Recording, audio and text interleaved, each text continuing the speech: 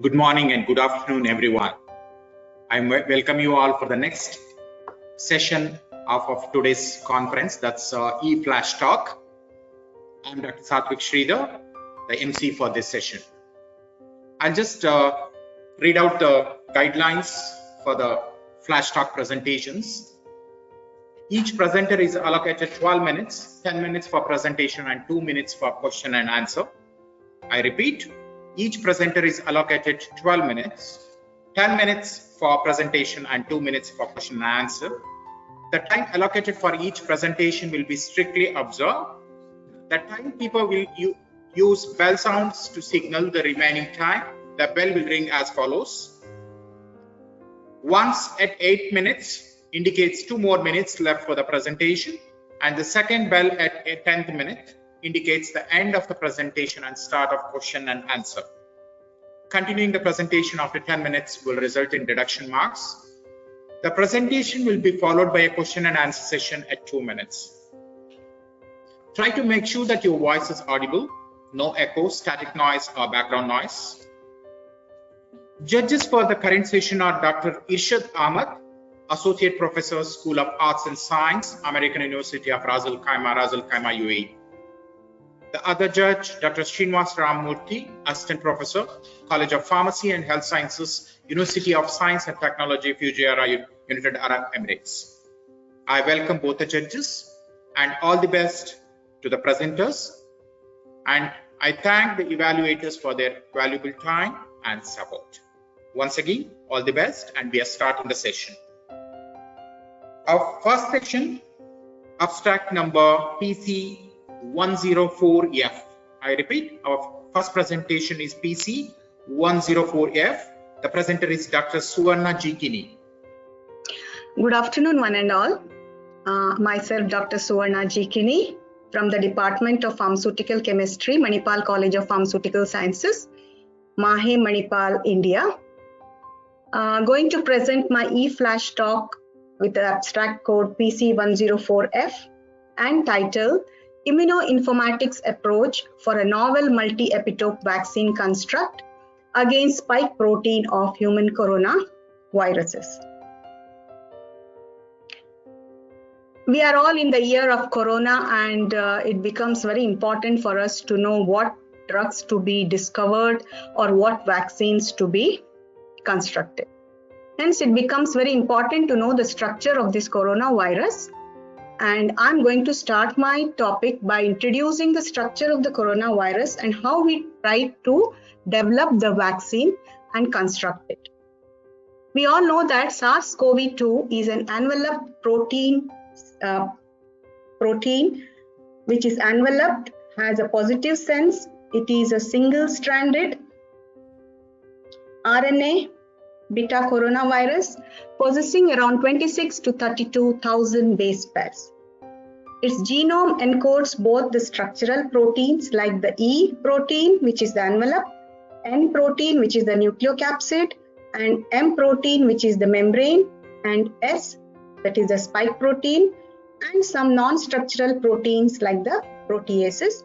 This is in figure 1, you can see the structure of SARS-CoV-2, where you can see the single spike glycoprotein indicated by this violet projection. Then you have the M protein, which is below that, and then there is E protein, that is the envelope protein, and you have the RNA and N protein, that is the nucleocapsid protein. Now, out of all the 4 structural proteins, S protein plays a prominent role in the binding of the SARS-CoV-2 to the host target receptors, especially through ACE2 receptor. Many authors have suggested that the receptor binding domain of the S protein might have been an interesting target, might become an interesting target for potential therapies against SARS-CoV-2. Vaccines against human coronavirus, which are developed, they comprise mostly of the DNA and RNA vaccines, or they are either vector-based vaccine or the live attenuated virus itself, or the protein subunit based vaccines. The epitope-based vaccine approach has been earlier employed to combat several diseases like solid tumor, malaria, and multiple sclerosis. Hence, we also thought of making use of this epitope-based vaccine. The literature suggested that most of the designed multi-epitope vaccine were against the S protein of SARS-CoV-2 virus. So taking this into consideration, we also decided to target the S protein, but not only of SARS-CoV-2, but all the 7 known strains of human coronaviruses, that is, both alpha and beta coronaviruses. The alpha coronavirus include the NL63, 229E, and the beta coronaviruses include OC43, HKU1, the Middle East respiratory syndrome coronavirus. Then you have severe acute respiratory syndrome coronavirus 1 and 2. Coming to the hypothesis and the methodology that we followed, we hypothesized that the screening of S protein sequences of all the human coronavirus would result in the identification of potential multi-epitope vaccine candidate that is capable of conferring immunity against various human coronaviruses.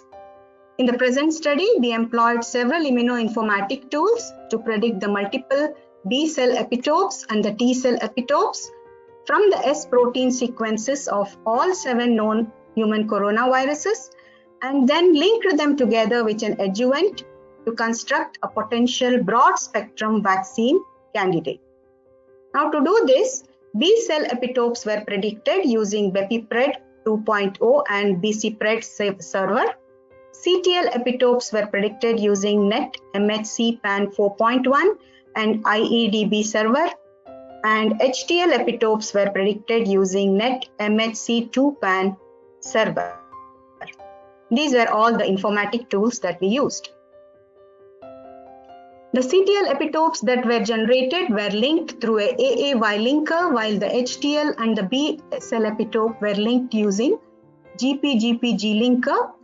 At the N terminal, a 50S ribosomal protein, that is L7/L12, which had a code of locus RL7_MYCTU, was linked as an adjuvant whose accession number was P9WHE3 through an EAAAK linker.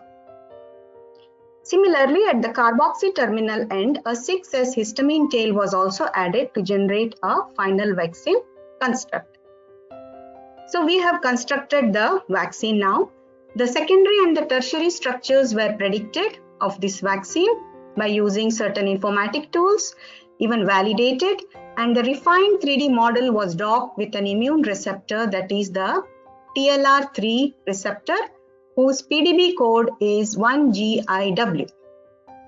The vaccine candidate was evaluated for antigenicity, allergenicity, solubility, and its ability to achieve high-level expression in bacterial hosts. The in silico cloning optimization was done using Java codon adaptation tool, that is JCAT server, and immune simulation was carried out using CIMSIM server. The results of our work are as follows. The final multi-epitope vaccine construct comprised of 9 CTL epitopes, 7 linear B cell epitopes, and 7 HTL epitopes. The designed vaccine was predicted to be antigenic and non-allergenic. Its physicochemical properties were also in the acceptable range. Molecular docking of the refined tertiary structure of the vaccine candidate with the TLR3 protein also indicated its favorable binding with the TLR3 receptor. The in silico cloning study indicated that the designed vaccine candidate might show high-level expression in the bacterial host system.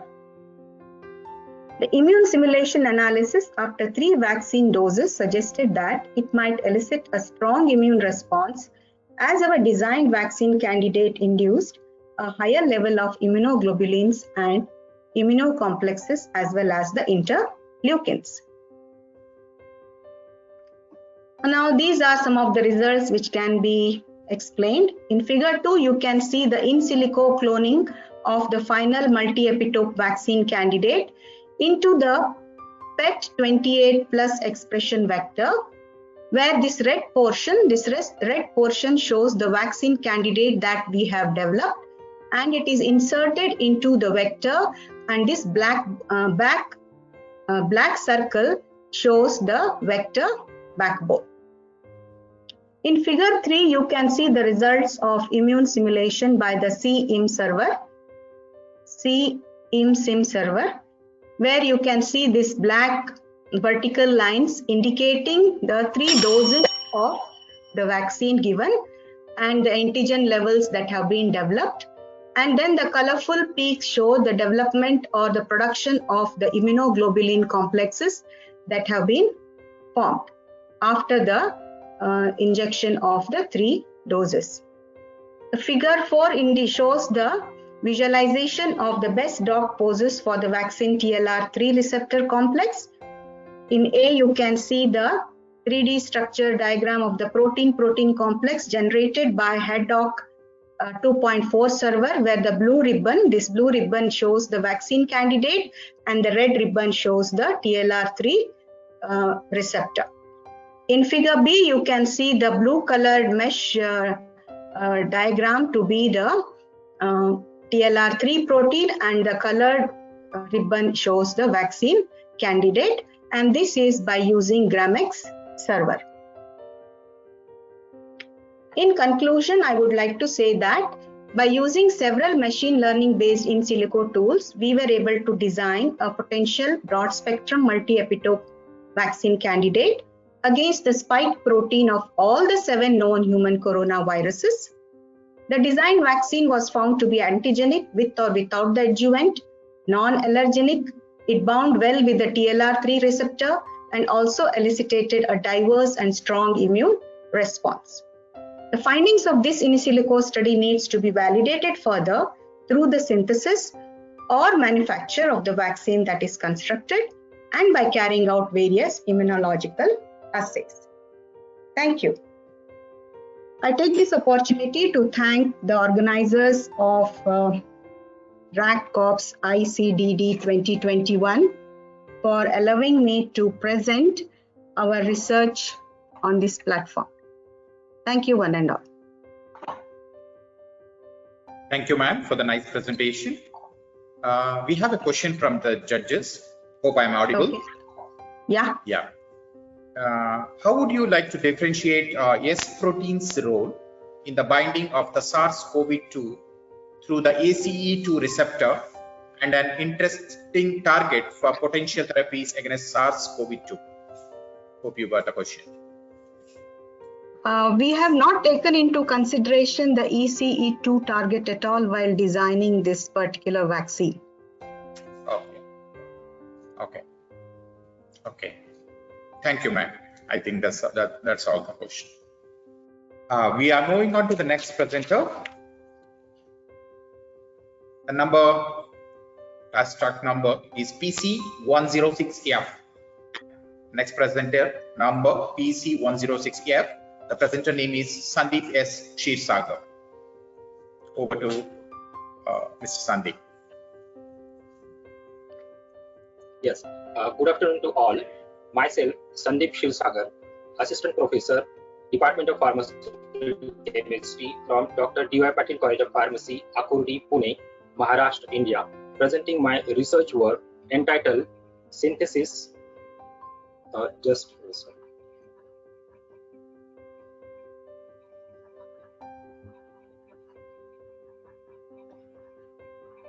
Entitled Synthesis and Pharmacological Evaluation of Substituted Imidazoles on Indole moiety.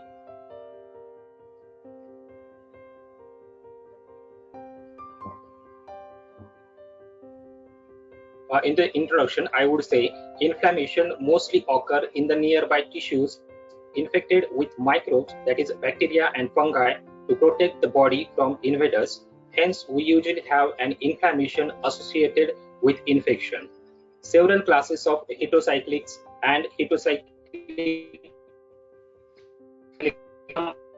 identified in of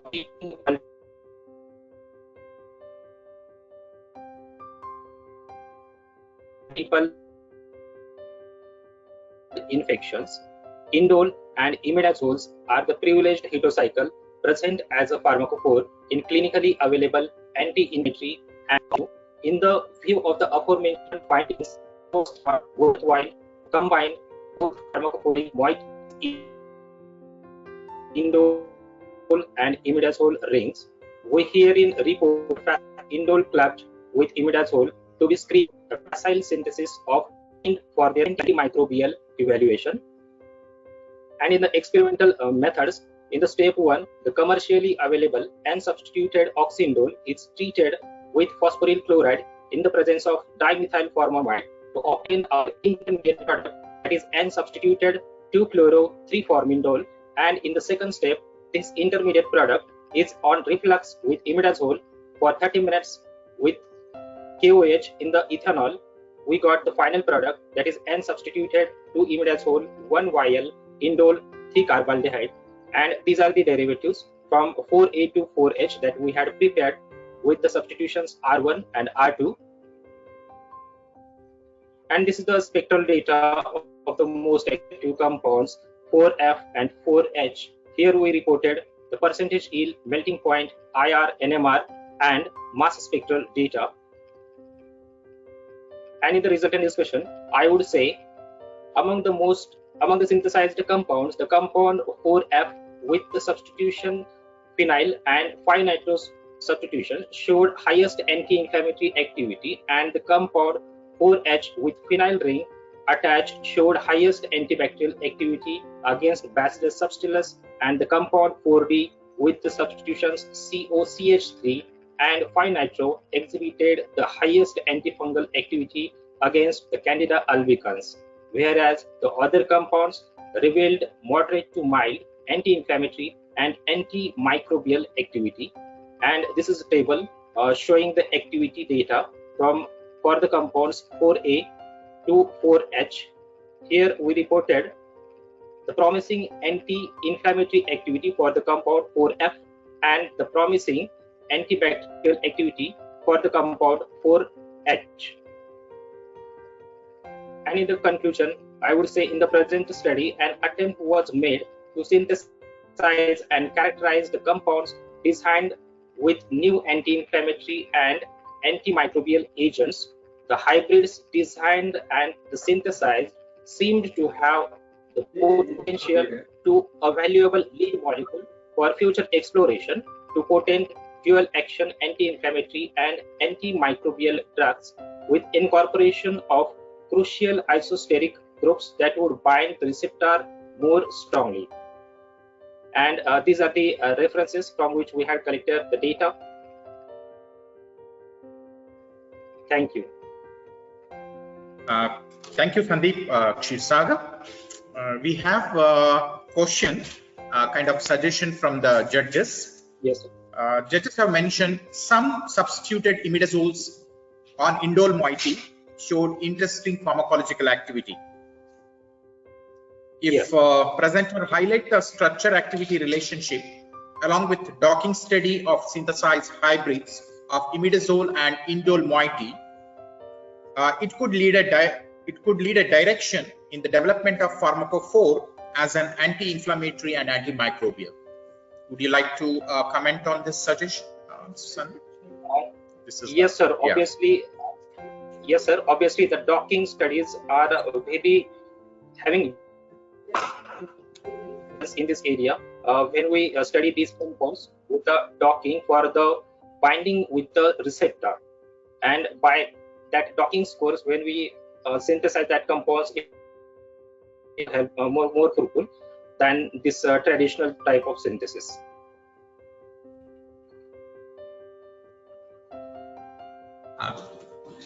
Thank you, Sandeep.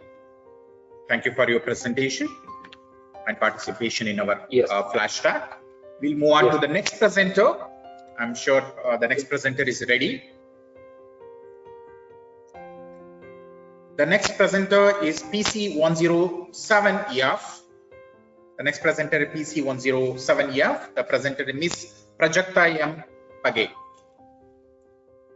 We welcome you, Ms. Prajakta. Okay, sir. Good afternoon, everyone. My name is Prajakta Page. I'm a student of MPharm Pharmaceutical Chemistry from Srimati Kashibai Navle College of Pharmacy, Kundwa. I'm really excited to share my work about metadynamics-based ensemble docking and screening on SARS-CoV-2 RNA-dependent RNA polymerase. So let's get started of introduction. Yes.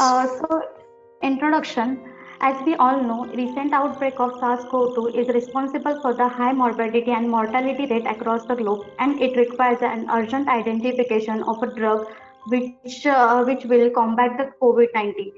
Around 125 countries and territories have been infected by this COVID-19, and it requires an urgent drug identification. So, by doing extensive study, we have come across the enzyme, one of the enzyme of COVID-19, which is the RNA-dependent RNA polymerase. This target is promising because of target avoid the off-target consequences. The active catalytic motif of RDRP is strongly conserved among the RNA viruses, making RDRP an appealing antiviral drug. Repurposing RDRP target treatment remains successful during COVID-19 therapeutic inventions. Here in this slide, I have mentioned genetic structure of coronavirus, which will help to understand further study we have done. This structure is constructed about the 14 open reading frames, that is ORF, which is ORF1 and 1B, which is the 30 kb in size approximately. It includes RDRP, which is our key enzyme which regulates the replication of this COVID-19.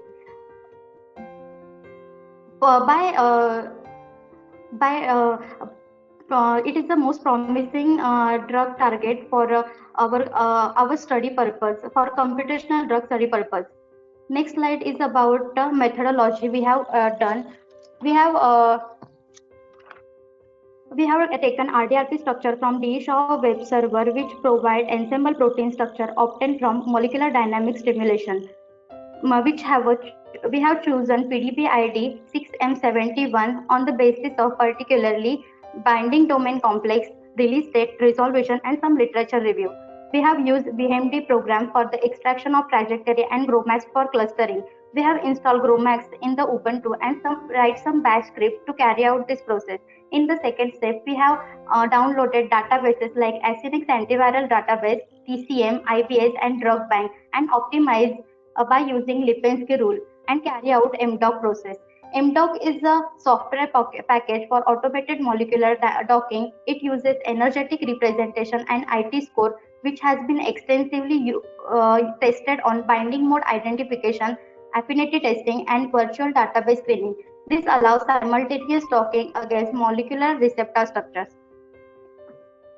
In the next slide, I have included result and discussion for the preliminary docking. In the preliminary docking, we have choose to do the flexible ensemble docking for remdesivir triphosphate using a positive control. Remdesivir triphosphate is stocked on the 34 different configuration files on Autodoc Vina to create a defined binding pose with selected 14 amino acids. We have got minus 8.8 kilocalorie per mole binding energy for a CON1 file. In the right side of image, I have mentioned the intermolecular interaction between CONF1 and remdesivir triphosphate. The 3-phosphate group of remdesivir triphosphate has strong hydrogen bond interaction with positively charged amino acids cysteine 620, lysine 621, arginine 555, and serine 692, while proline 620 and tyrosine 690 majorly showing van der Waals interaction. Also, aspartic acid also showing attractive charge interactions. Next slide is about MDoc ensemble docking of remdesivir triphosphate. To carry out MDoc, we have prepared and placed multiple files in the program like protein configuration file, ligands file, sphere point files, and parameter files. Afterwards, by using command line, we have run the program. After docking, MDoc generates 3 files, that is MDoc mol2, which contains docked ligand orientation, MDoc out, which contains list of energy sources, MDoc log live file that records information about time and consumed and processed ligand. MDoc has given us hit of remdesivir that is about -83.352 of binding score and 11.364 RMSD value for conf18.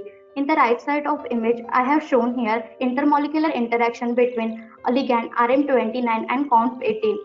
It most importantly, conventional hydrogen bond interaction is showing for the aspartic acid, arginine, isoleucine, and alanine. Van der Waals interaction showing for glutamine, serine, histidine, and the arginine. It also showing one pi alkyl interaction for proline, which eventually stabilizes the structures. Next one is MDoc result for databases. For this study purpose, we have screened 4 different types of databases, that is Acinix antiviral database. First one is, it is a small molecule database which contains micromolecules, is one of the well recognized and successful antiviral antimicrobial. It has a unique ability to span over large surface area and eventually increase the penetration. We have got the LAS 51378742 ligand with the binding score -56.006. We have also screened IBS and TCM database, but its results are fairly.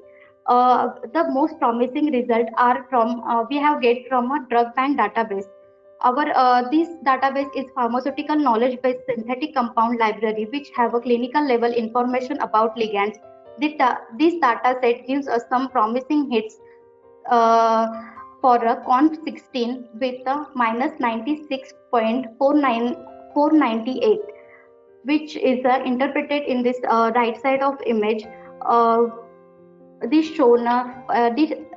This above depicted figure showing intermolecular interaction between DB12397 for conf16, in which leucine have a pi sigma interaction for both benzene rings, which enhance the ligand receptor binding. It also showing pi alkyl, pi stack, pi sulfur non-covalent interaction, in which aromatic include the interaction with pi electron clouds, which eventually increases binding energy.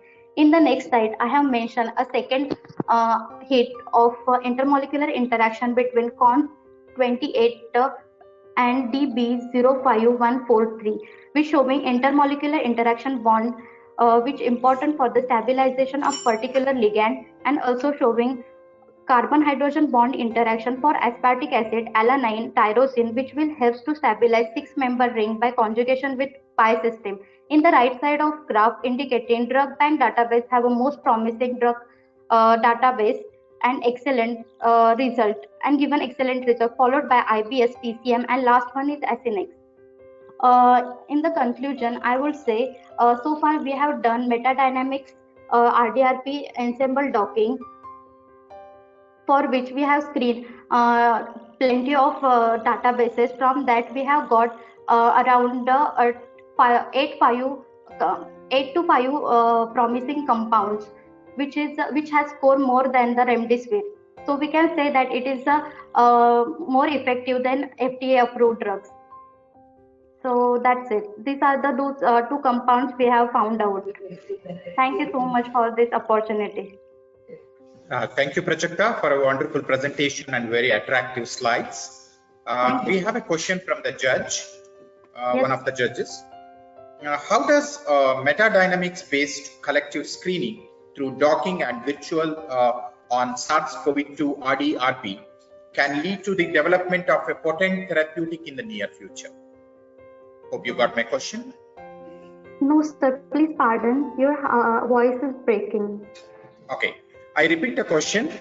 How does metadynamics-based collective screening through docking and virtual on SARS-CoV-2 RDRP can lead to the development of a potent therapeutic in the near future?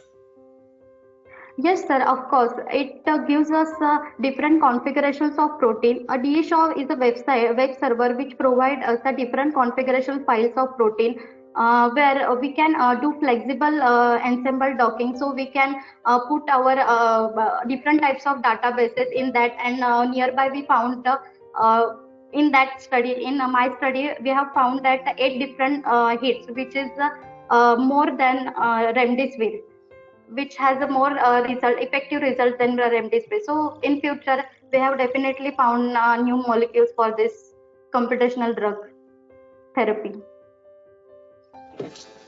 Thank you, Prajakta. Thank you. We are moving on to the next presenter. Thank you. Thank you. All the best. We are moving on to our next presentation. Our next presenter is Dr. Rakesh D. Amrutkar, and the abstract number is PC122F. The abstract number is PC122F. Our next presenter is Dr. Rakesh. Over to you, Dr. Rakesh.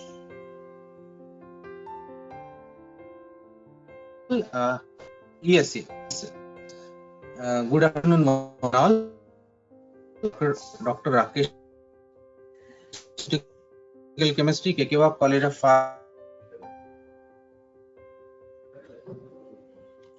Pharmacy. Under I am synthesizing food synthesis, saying this under yes. I have synthesized variation and evaluation of this compound libraries for the scientific. I have synthesized this chemical evaluation of this compound libraries for this anti-cancer activity against the variety of malignant cell lines, types of cancers in the human body. Designing techniques like docking studies and 3D QS. I have also done this in silico drug design SAR, that the activity data for further lead of the structural features of this compound.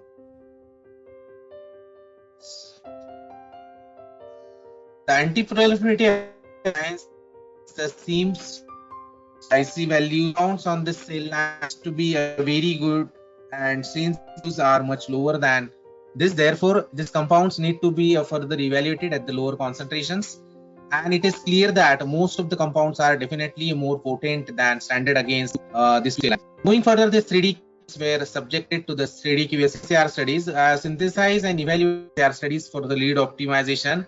It has been observed this large cases were observed around this ortho and favored around this positions of steric positions, while small yellow counters were around the paraforming, and this complex maps were found harmony, which is also indicated that the steric issue.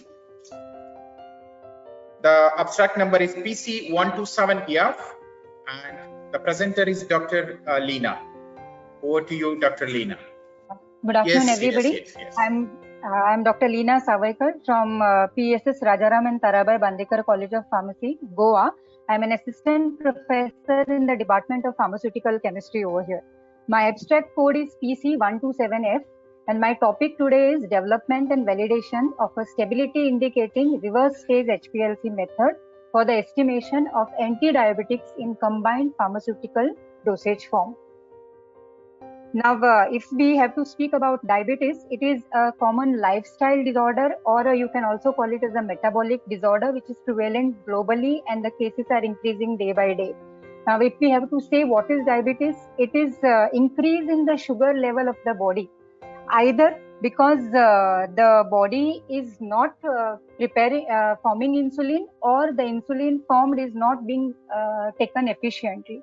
Now, a lot of work is being going on different combination of marketed diabetics, and many attempts have been reported for the estimation. My drugs which I have taken are metformin hydrochloride and teneligliptin hydrobromide hydrate. Metformin, it belongs to the category of biguanides, and teneligliptin hydrobromide hydrate belongs to the category of DPP-4 inhibitors. Actually, lots of methods have been reported either alone or in combination. However, there is no reported method indicating the stability of these drugs when post-degradation studies were carried out. So, as per the literature, many methods have been attempted either alone or in combination, but most of these methods make use of buffers, acetonitrile, and methanol as a solvent. Hence, the aim of my work is to develop, or was to develop, a method which is novel, economical, and sensitive. So aims and objectives: to develop a new, simple and an accurate analytical method for the simultaneous estimation of metformin and teneligliptin. To validate this developed method for the simultaneous estimation of drugs in bulk, and to apply this method for the estimation of metformin and teneligliptin in combined marketed tablet formulations. Now the mobile phase, coming to the next one, that is materials and methods. The mobile phase which I used was methanol and orthophosphoric acid 0.1% in the ratio 50:50 volume by volume. Preparation of the mixed drug standard: about 100 mg of metformin hydrochloride pure drug and 4 mg of teneligliptin hydrobromide hydrate pure drug was weighed separately into a 50 ml of volumetric flask. 30 ml of methanol was added, sonicated and adjusted to the mark, and appropriate volumes of these were diluted and transferred to the HPLC vials. Validation was carried out as per the ICH guidelines.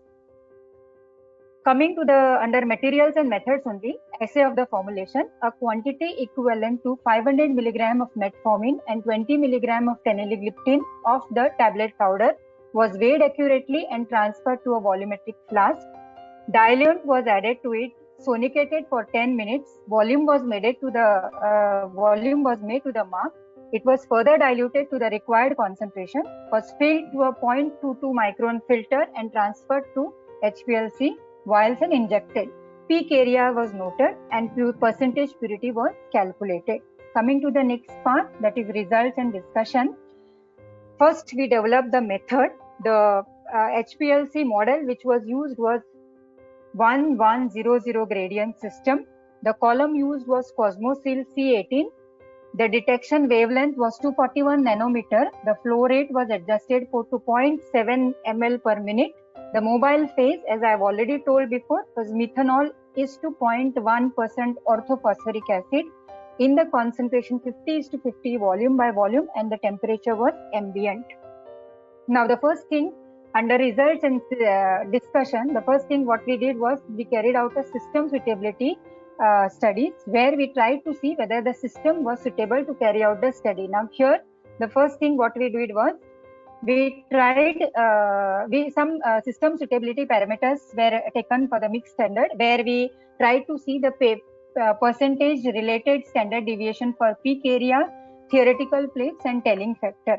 Now the percentage peak area for metformin hydrochloride calculated was 0.007 and for teneligliptin was 0.356, which was within the limits of 2%. The theoretical plates for metformin were 4169.833 and 4366.333, which were more than 2000, and the tailing factor was 1.208 for metformin and 0.645 for teneligliptin, which was less than 2%. So these parameters were within the limits. I have also shown the retention time for the standard mixture, that is for metformin it is 2.806 and for teneligliptin it is 8.403. Coming to the next one, that is linearity. Now linearity data of drugs. In linearity, what we try to do is we try to see if the results are directly proportional to the concentration. So we prepare different concentrations of the two standard drugs and we try to plot a graph of percentage area versus the concentration. In case of metformin, we saw that the drug was linear in a range of 100 to 500 microgram per ml, and teneligliptin was linear in a concentration of 4 to 20 microgram per ml.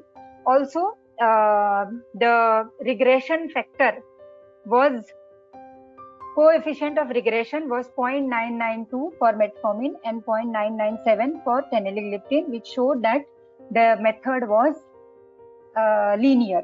Coming to the next one, that is precision. In case of precision, we try to see that the degree of agreement within the individual test results. So what we do is we try to inject a standard solution many times and try to see how much the results are agreeing. So in case of we carry the experiment inter-day and intraday. In case of intraday, we carry out the result. We inject triplicates 3 times a day, and we try to find the percentage RSD. And in case of inter-day, we try to carry out the experiment in triplicate on 3 different days, and we try to find a percentage RSD. So for metformin, inter-day was 0.690, and for THS, that is teneligliptin, it was 0.333. In case of metformin, intraday was 1.490, and for teneligliptin, it was 1.830. And the criteria is the percentage RSD should be less than 2%. So both these are meeting the criteria. Then we come to the next one, that is accuracy. Accuracy is the nearness to your true value. So here what we do is we have a standard solution. To that you add 80%, 100% and 120% of the drug solution, and you try to recover the drug from the standard solution. So in case of metformin, at 80% level, it is 99.355. Teneligliptin, it is 100%. In case of metformin, for 100% level, it is 99.860, and for teneligliptin, it is 100.375. And percentage recovery at 120% for metformin is 100.504, and it is 99.772 for teneligliptin. The acceptance criteria is between 95 to 105%. Then coming to the robustness data. In this case of robustness, we try to see if the method is affected by any changes. Ideally, the method should not be affected by small minute changes made. So we have tried to make a change in the flow rate, we have tried to make a change in the mobile phase composition, and we have tried to make a change in the wavelength by plus or minus 2 units, and we have seen that the results are less than 2%. So it is within the criteria. Coming to the next one, that is specificity, where what we have done here is both the drugs are subjected to degradation by degrading it in acid, base, oxidation, that is hydrogen peroxide, and UV light. This is carried out at using different concentration of reagents at different time intervals. It is seen that metformin showed degradation only in basic conditions, whereas teneligliptin was stable in all the conditions. Although metformin showed degradation in basic conditions, it was seen that the peaks of the degradants were eluted at different retention times. So that means the original peak, the retention time of metformin was at the original time only, and the degradant peaks were showing at different levels, showing the specificity of the method. Coming to the next one, that is LOD and LOQ. LOD is the lowest possible amount of the substance which can be detected, and LOQ is the lowest possible quantity at which it can be quantified. So for metformin, it is 0.22 microgram per ml. For teneligliptin, it is 0.092 microgram per ml. The LOQ is 0.74 for metformin and 0.308 for teneligliptin. Then the last one is the assay of the drug, where we try to find the amount of the drug present in the marketed formulation, and we see that it is within the limits. And from the above data, it is concluded that the method is specific and precise and can be regularly used for the estimation of these two drugs, metformin and teneligliptin, without the need for prior separation in the bulk and tablet formulations. I thank the organizers of RACOPS ICBD 2020 for allowing me to present this, and thanking you all for your patient hearing. Thanks a lot once again. Thank you, ma'am, for a nice presentation. Thank you, sir. Practice slides. I have some comments from the judges and a question. Yes, sir. Yes, sir. A literature reveals a good number of analytical methods for the estimation of teneligliptin and metformin individually or in combination with other drugs, using the different techniques such as UV spectrometry, HPLC, HPTLC, and LCMS. Moreover, methods were reported for the estimation of the selected drugs in their combinations using UV spectrophotometry and HPLC. Yes, sir. There is a stability indicating RT-HPLC method has been explored and reported so far for the simultaneous estimation of both teneligliptin and metformin. And the question is, how would you compare and justify the developed method and its validity with the beforehand reported methods? Hope the question is clear.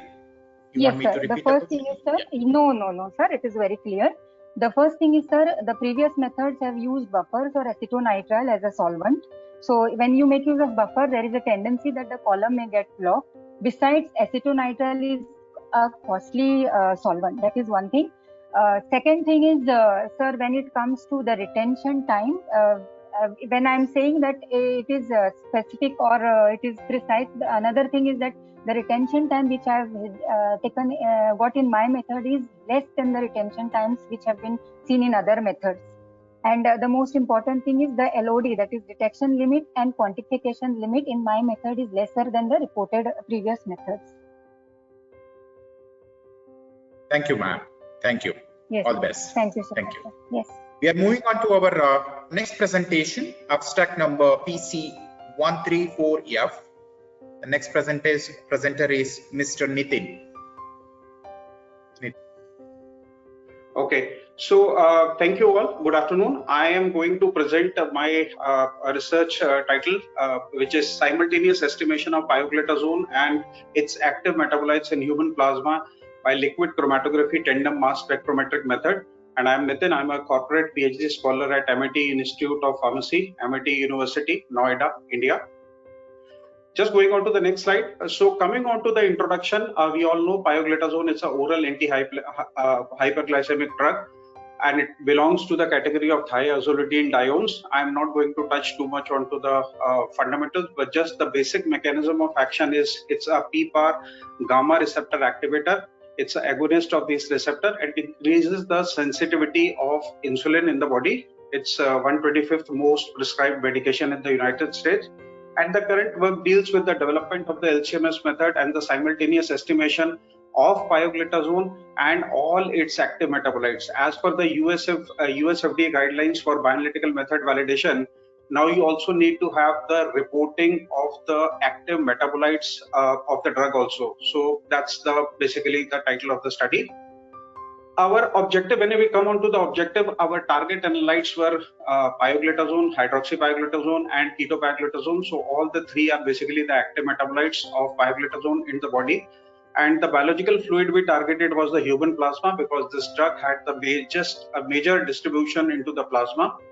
Our analytical range which we were targeting was somewhere around 20 to 3000 nanograms per ml for pioglitazone. For hydroxypioglitazone, it was 10 to 1500 nanogram, and ketopioglitazone somewhere around 3 to 500 nanograms per ml. And how we came onto this analytical range through a series of literature survey, because whenever the pharmacokinetic studies of pioglitazones are done, it is basically using 15 mg formulation or 45 mg formulation. So they are resulting into this much concentration into the human plasma. So we targeted this analytical range. There were many methods which were having a slightly longer runtime, but what we were targeting, we all know that what is the need of basically having the method which are very high throughput. So again, we have the medications which are coming from the laboratory to the bedside, the time should be significantly less. So we were targeting a runtime of 2 to 3 minutes and obviously a high throughput method. The parameters, the output of this method, that is the accuracy, precision, recovery, stability, we all were targeting as per the US FDA guidelines for bioanalytical method validation, all the parameters, all the criteria which are defined in the guidelines. And the analytical instruments which we targeted was the UHPLC and the triple quad mass spectrophotometer, because we all know the sensitivity and selectivity of the drugs. They are highly characterized when we are using a triple quad instrument, and typically equipped with the UHPLC for the faster runtime. If we go on to the next slide, it is just like a summary of the final optimized the liquid chromatographic experimental conditions that we had. So the chromatography type was a liquid phase with a reverse phase chromatography. The column was a typical C18 column, 104.65 micron. The column was capable of bearing high flow rates, and the column oven was maintained at 40 degree. Mobile phase, we particularly targeted not to use acetonitrile, but it composed of methanol, acetic acid, formic acid at a ratio of 80:10:10. Flow rate was quite high, as we were targeting that we should be having a method which is having a high throughput. So the flow rate was 1.4 ml per minute, and to avoid getting the mass spectrophotometer getting contaminated, we had given a post column split of 1:1. The injection volume was very less. You can see 10 microliter, because again the intent was a high throughput method. So we intended that the column should not be damaged or it should not be contaminated. So it was pretty much less. We had used an internal standard because the target was to make sure that this method is capable of analyzing the studies for even the regulatory studies also. So we had used the deuterated standard, and the extraction procedure in line with our intent for developing this method, a clean method. So solid phase extraction was the extraction procedure which was finally optimized using methanol as an extracting solvent. We had targeted to use a runtime of to set a runtime of 2 to 3 minutes, but finally our runtime, we were fortunately able to get a very short runtime of 1.8 minutes. With the last RT of the ketopaglitazone, it was eluting somewhere around less than 1 minute, 0.99 minutes. When we come on to the mass spectrometric condition, which was finally optimized, was the ionization mode was a electrospray ionization, the scan mode was a multiple reaction mode, and the polarity which was chosen, where we were having the highest ionization of the pioglitazone, the deuterated molecules, and the metabolite, it was like a positive mode. And the source parameters you can see, which are listed onto the screen, and on the bottom, if you see, there are basically the compound parameters. So you can see the individual monoisotopic mass +1. So as it was a positive ionization mode, we had used for this analysis. So you can see monoisotopic class +1 for all the analyte as well as the deuterated standards that we had. Now this is very important, like what we were using as a part of the sample preparation method, because LC method, mass method is just one part, but the most important when you are dealing with the biological matrix is that what is the sample preparation method that you are using. So we had optimized, we started up with the protein precipitation and those type of method, but again the type of contamination which was coming into the sample was quite high. We went into the solid phase extraction. So this is like a brief summary of the preparation method. 200 microliter of the sample was taken with the internal standard, because this is an internal standard method, because these methods are more reproducible. It was mixed with 200 microliter of water because the sample volume was less. So just to ensure that there is a good mixing and those type of things, so we had taken water, and then the solid phase extraction cartridges were then put into the solid phase extraction machine, and then it was just eluted with, first of all, conditioned with 1 ml of methanol, 1 ml of water, followed by loading of the sample, and then eluting it with methanol, as our extracting solvent was methanol.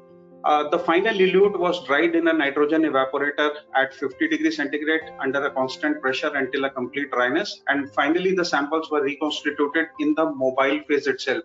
So you can see, I mean, the overall composition of the mobile phase as well as our final diluent is the same. So it results in a better chromatography. So it was reconstituted into the mobile phase. And finally, 10 microliter of this solution was injected into the LCMS system.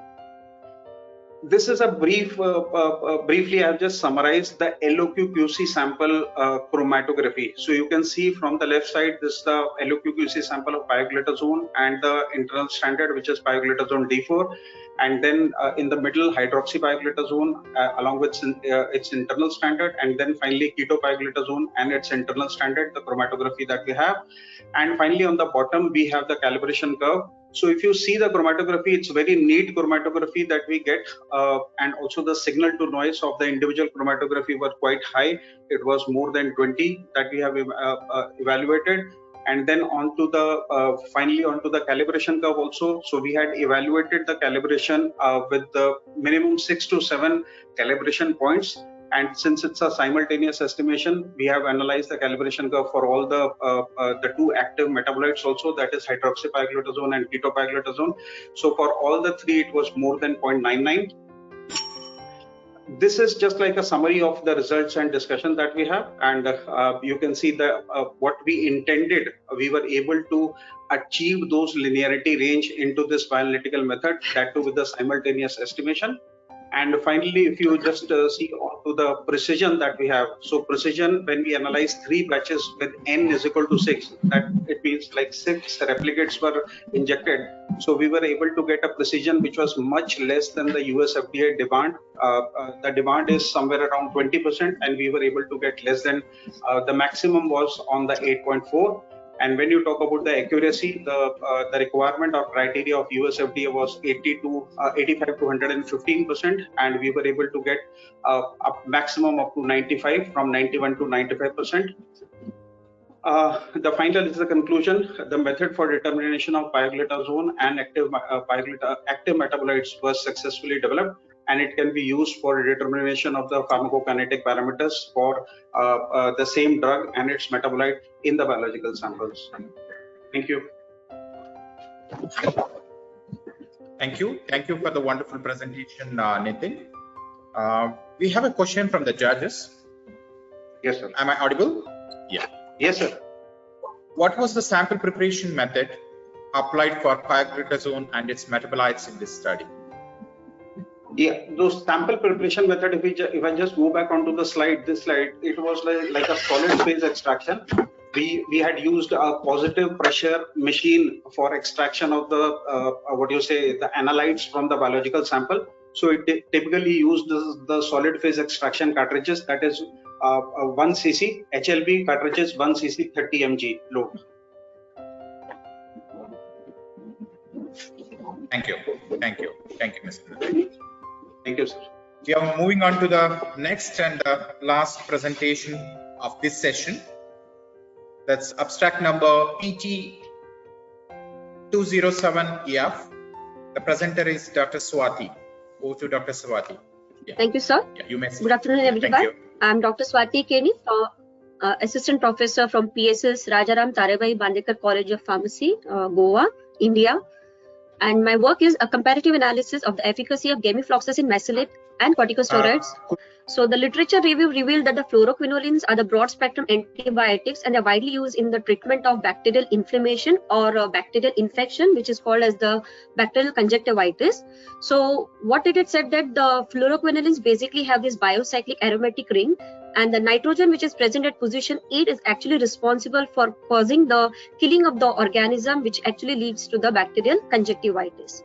Now, fluoroquinolines exhibit bactericidal activity by binding roughly equivalent to the bacterial topoisomerase, that is 2 DNA gyrase, and at position 4. And once it binds with this topoisomerase 2 and DNA gyrase at position 4, it causes the killing or the bactericidal activity and automatically reduces the infection of the bacteria which is working on the eye.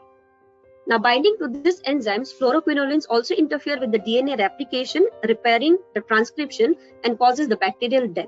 So automatically the proliferation or the numbering or the multiplying of the bacteria also goes down, and automatically the impact of the infection also reduces. The long half-lives of the newer fluoroquinolines also allow once or twice daily dosing. Now, if we see the normal conventional dosage form of putting an eye drop, the frequency of application is more, like 3 drops, 4 drops after every 2 hours, after every 3 hours. So bioavailability is also reduced, as well as the patient compliance. So if we take the fluoroquinolines with a very long half-life, automatically the patient compliance will also increase, and we can target once or twice a daily dosing of the molecule.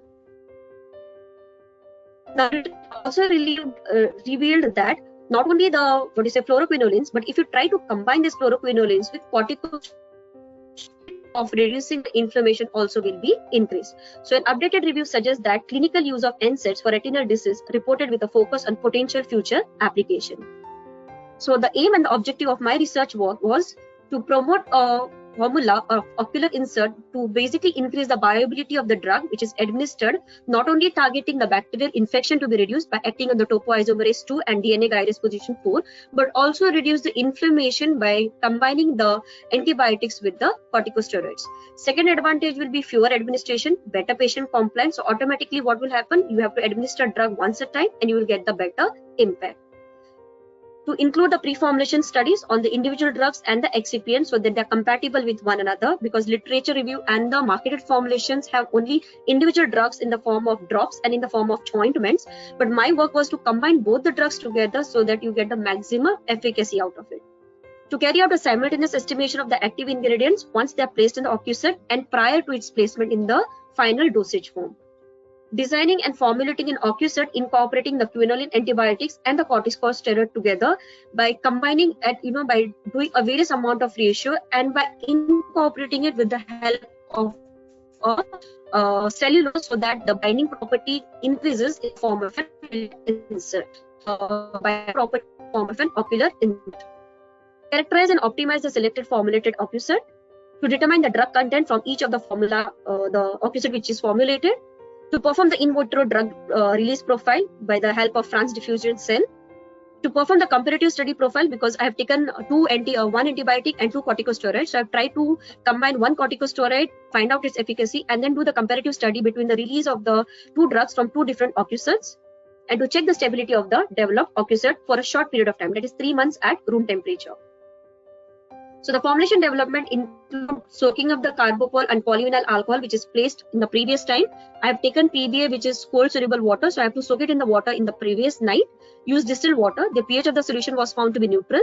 You have to then apply some magnetic stirring for a period of 30 minutes so that whatever gel or whatever thickened proportion of carbopol gets dispersed uniformly in the beaker. Then pre-weighed quantity of drug A, that is gemifloxacin, and drug B, that is a corticosteroid. So in my case, I have taken 2 corticosteroids, namely dexamethasone and loteprodel etabonate. So that have been dispersed in the beaker with magnetic stirring done for half an hour. Then PG400 and glycerin is added only for the lubrication purpose.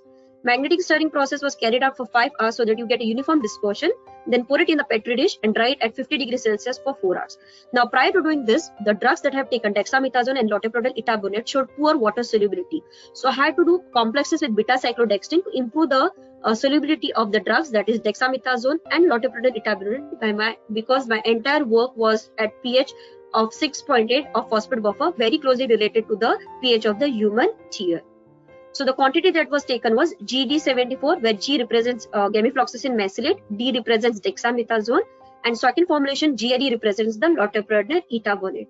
So gemifloxacin mesylate that was calculated using a petri dish was approximately 19 milligram for the entire dish, which was correlated to 0.3 milligram for 1 film of 1 centimeter by 1 centimeter square dimension. Corticosteroid in one case, gemifloxacin was approximately, dexamethasone was approximately 159 milligram of the entire petri dish, which was equivalent to 0.7 milligram of 1 film, and loteprodel etabonate was 40 milligram for the entire petri dish, but it was equivalent to only 0.3 milligram of 1 film. Carbopol 974 was uniform, 60 milligram in both the cases. PVA, PG, glycerin and distilled water was kept constant for both the films. So I had taken 2 films, one was GD74 and the second film was GLE74. So I have done comparative study between the release of gemifloxacin and dexamethasone from 1 film and with that of gemifloxacin release from the second film. So to begin with, I did the standard calibration curve in phosphate buffer of pH 6.8. So serial dilutions was done, stock solution was prepared, and the serial dilution of from 0 to 20 microgram per microliter was prepared with phosphate buffer pH 6.8.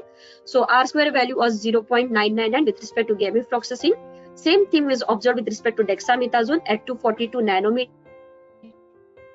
And with respect to loteprodel etabonate or 245, it was linear graph. These are the IR spectra of the individual drugs, which showed there were no impurity peaks present in the pure drug. Then the general evaluation data after producing the beta-cyclocomplex data with respect to dexamethasone and loteprodel etabonate, they were analyzed separately to see that the drug solubility was enhanced and solubility curves were plotted. And after plotting the curve, I could choose a best combination of dexamethasone with beta-cyclodextrin in 1:0.5 and dexamethasone with loteprodel etabonate of 1:1.5. So once the 2 formulations were produced, the evaluative parameters include the general organoleptic properties like surface texture, thickness, weight, tensile strength, and the surface pH, because surface pH is very important so that it doesn't cause any irritation with respect to cul-de-sac cavity once the film is placed over it. Then the drug content release was approximately 98.57 with respect to gemifloxacin and 93.33% of dexamethasone from the first OcuSet, that is GD74, and 96% of gemifloxacin and 93% of loteprodel etabonate from GLE 74. So if you just see this first comparison, it was found that the amount of drug released with respect to the gemifloxacin and dexamethasone was much higher compared to that from the gemifloxacin loteprednol etabonate ocular insert.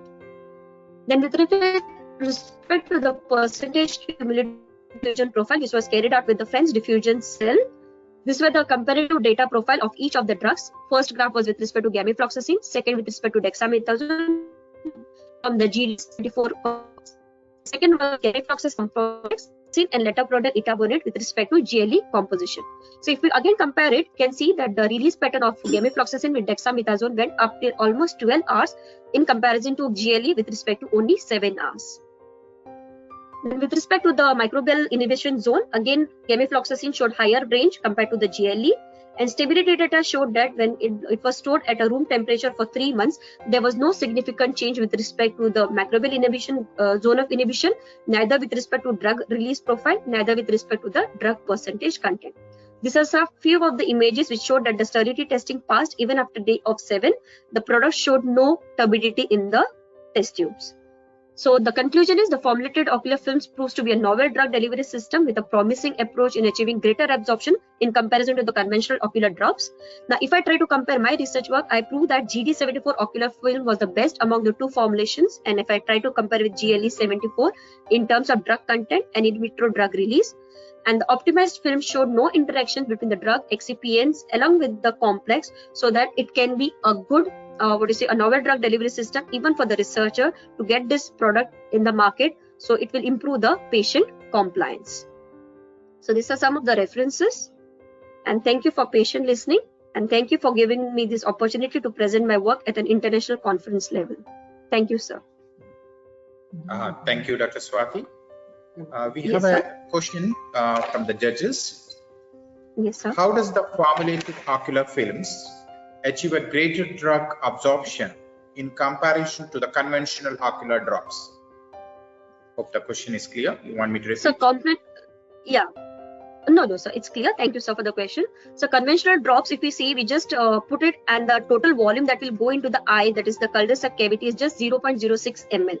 So it is hardly 2 or 3 drops. So by the time we put, there is tear secretion, you get irritation, so the drug tends to flow out. So we don't achieve 100% bioavailability.